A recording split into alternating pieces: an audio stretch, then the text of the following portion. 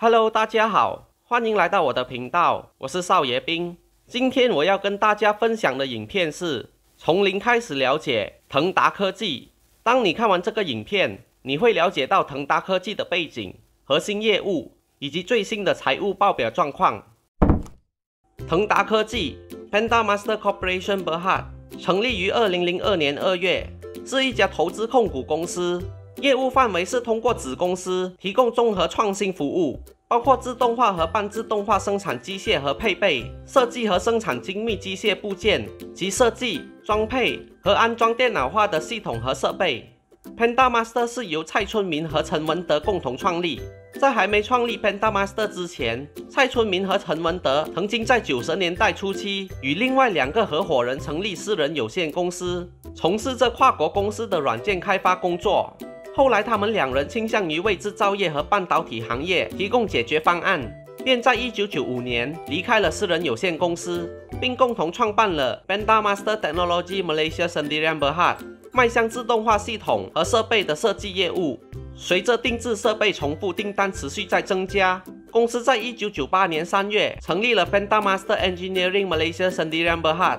主要从事半导体和电脑行业的自动化和半自动化机器和设备的制造。公司为了确保管理制造设备成本的运营效率和成本效率，在2000年11月成立了 Panda Master Precision Malaysia Sdn Berhad， 用于制造精密机械部件，以用在新产品开发和批量生产的标准设备上。2002年2月，公司成立 Panda Master Corporation Berhad， 旨在收购 Technology、Engineering 和 Precision， 成为旗下全资子公司。然后在2003年7月，在大马股票交易所第2版上市，并在隔年成功转至主板，代码为7160 Panda。Panda Master 一直致力于发展半导体领域，导致在该领域进入淡季时，直接影响了公司的业绩。为了缓冲半导体市场波动所带来的冲击，公司在2011年开始采用了多元化策略，将业务扩展至电子行业、手套行业、食品工业、无线设备以及机器人应用相关项目等，以逐渐减少对半导体业务的依赖。2015年9月 ，Panda Master 收购了 Origo Ventures Malaysia Sdn Berhad 100% 的股权，开始进军智能家居和建筑物方案市场。2018年1月。Panda Master 成立子公司宾捷科达国际 Panda Master International， 并在香港联合交易所主板上市。上市所筹募到的部分资金已用在巴杜高湾建设新厂，进一步的扩大产能。2019年9月，公司收购了 TB Concept Sdn Berhad， 一间从事一次性医疗设备组装和测试的自动化设备设计和制造的公司。经过25年的努力，Panda Master 已从一家简单的自动化公司成长成为一家高科技公司，专门为工业和商业客户提供工厂自动化设备以及系统、信息和通信技术解决方案。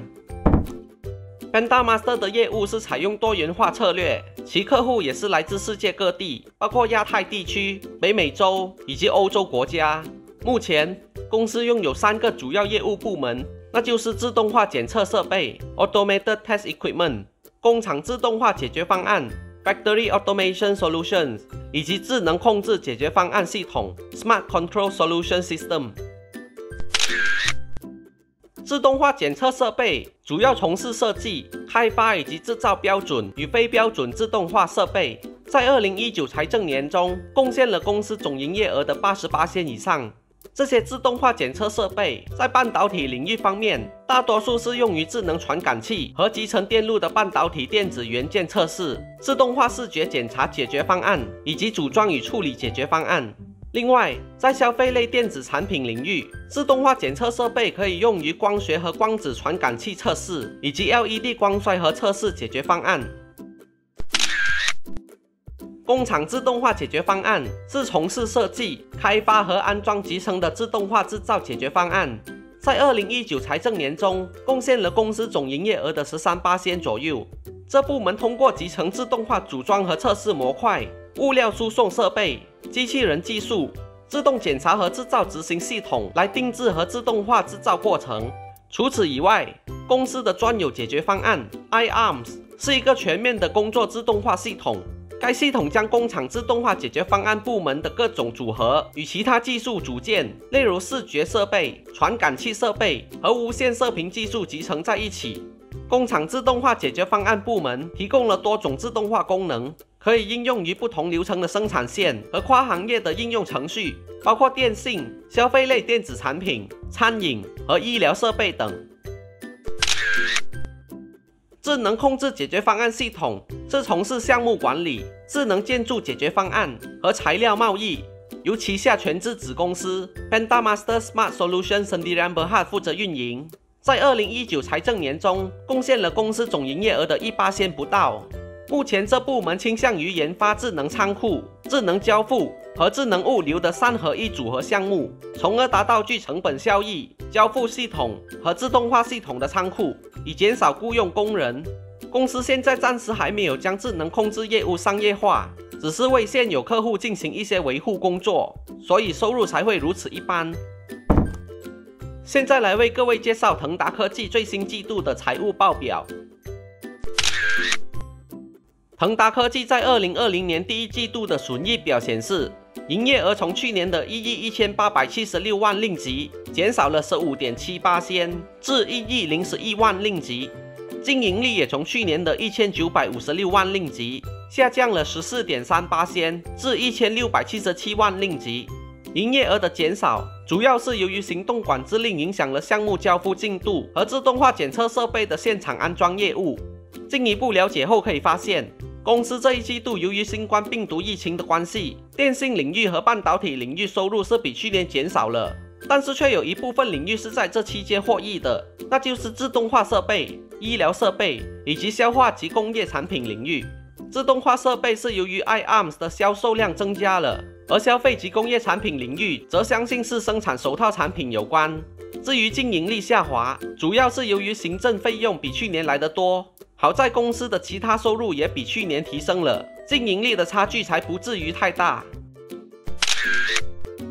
资产负债表方面，公司的总资产比起3个月前增加了 0.4% 至7亿4031万令吉。这一季度的非流动资产和流动资产几乎跟3个月前没有太大的变化，但是有一个项目却特别引人注目，那就是流动现金。从表中了解到，公司的流动现金多达4亿2600万令吉左右，占总资产的 57%， 可以说是一个财务健康的公司。但是因为现金有超过 33% 的总资产并非来自回教户头或回教金融工具，导致在2019年11月29日被踢出了回教股名单。另一方面，公司在这一季度的总负债比起3个月前减少了 11.9% 至1亿2480万令吉。从表中可以看出，主要的变化是应付账款以及合同负债。应付账款相信大家也都知道是什么来的，就是公司跟商家购买了材料，不过还没给钱嘛。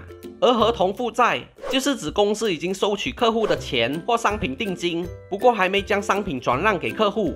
还有值得一提的是，公司的长期和短期贷款总额只不过300多万令吉，相比其丰厚的流动现金，贷款占据不到1%，所以不必担心银行追债。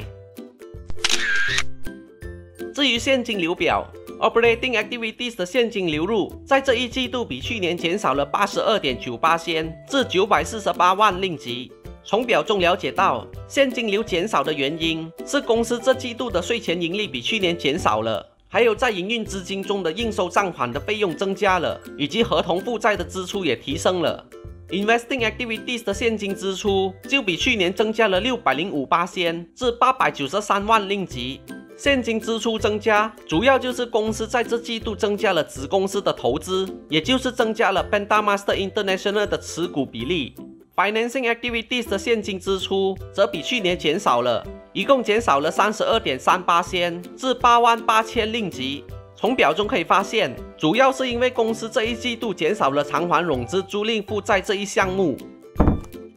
总结来说，全球的科技正在一日千里，除了迈向 5G 时代，工业 4.0 和自动化的趋势也在逐步的降临。虽然近期爆发的新冠病毒疫情使到全世界的经济受到严重打击，但是在这次疫情当中，却使到很多行业重新评估经营模式，例如停工停产，促使商家开始倾向于自动化生产系统，行动管制令促使人们利用网络设备进行日常工作，高风险传染病促使医学界使用智能自动化机器人以实现远程医疗等等。这些新模式正好与腾达科技的业务不谋而合，相信会在日后为公司带来源源不绝的订单。另外，公司手握大量现金，又只有少许的贷款，要度过这次的疫情应该不成问题。届时腾达科技将随着新科技时代的来临，迎接更加辉煌的未来。